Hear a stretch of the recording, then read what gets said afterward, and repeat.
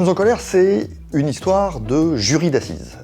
Je vous plonge dans l'intimité d'une délibération dans une cour d'assises et je vous mets dans la position du président de la cour d'assises qui doit expliquer aux jurés comment tout ça fonctionne et quel est l'enjeu de cette décision. Ces jurés, ils ont une décision très lourde à prendre. Ils jugent l'acte de Mathilde Collignon. Mathilde Collignon, c'est une femme bien sous tout rapport, gynécologue, installée à Rennes, qui a subi une agression et qui a décidé de ne pas laisser passer cette agression et donc de se venger. Elle s'est vengée de manière spectaculaire et c'est une affaire qui mobilise presque le monde entier, hein. La presse, les télés, c'est devenu un phénomène de société. Et les jurés ont la lourde tâche, voilà, de savoir si on a le droit de se faire justice soi-même ou pas. La réponse courte, c'est que je crois que j'aurais aimé être une femme. Alors il y a plusieurs solutions pour ça, il y a des solutions qui sont un peu extrêmes et irréversibles, où il y a la fiction. La fiction, c'est une façon vraiment de me mettre dans la peau d'une femme. Enfin, Chabrol disait que il s'intéressait aux héroïnes parce que les héroïnes, elles doivent pas seulement vivre, elles doivent survivre. Et c'est vrai que dans ce monde d'hommes, les femmes partent avec tout un tas de fardeaux ou de choses dont qu'elles doivent supporter que les hommes n'ont pas à supporter. Et ouais, je suis fasciné par ça. Et donc j'aime beaucoup me mettre dans la peau d'une femme, réfléchir comme une femme, j'essaye d'écrire comme une femme.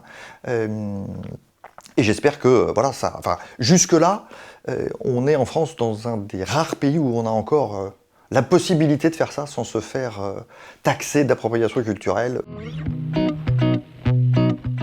Mon premier objectif, c'est de distraire le lecteur, c'est de vous prendre, c'est de vous happer.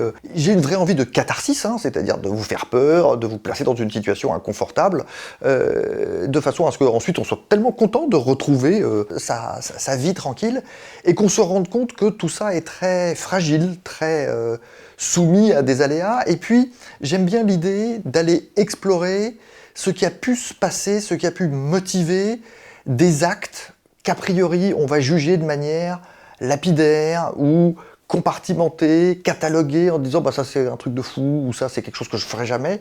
Et j'aime bien plonger dans cette psychologie pour essayer d'amener le lecteur à comprendre que eh bien, les situations peuvent nous conduire à des actions qui ne nous semblent pas évidentes au départ. Alors ce roman, il était préparé, donc j'avais déjà la trame. Il me restait plus qu'à l'écrire, ce roman. Et puis il s'est passé un truc il y a un peu plus d'un an, une intervention du président de la République nous expliquant qu'on devait rester chez nous, 55 jours, et j'ai écrit ce roman en 55 jours. Je voulais vraiment finir le dernier jour du confinement. Et j'ai trouvé la fin en faisant mon exercice dans les horaires autorisés par la ville de Paris. Je faisais de la corde à sauter dehors et je me suis dit tiens, j'ai trouvé la fin. Je suis rentré et j'ai passé quasiment 24 heures en continu pour écrire cette fin, pour continuer de façon à ce que, une fois libéré, qu'on a eu le droit d'aller dehors, j'étais moi aussi libéré de l'écriture. Ce qui n'est pas vrai, parce qu'après il y a eu tout le retravail avec les corrections, avec tout ce qu'il y a à faire. Mais le premier jet était fini le soir, le premier jour de liberté. Voilà.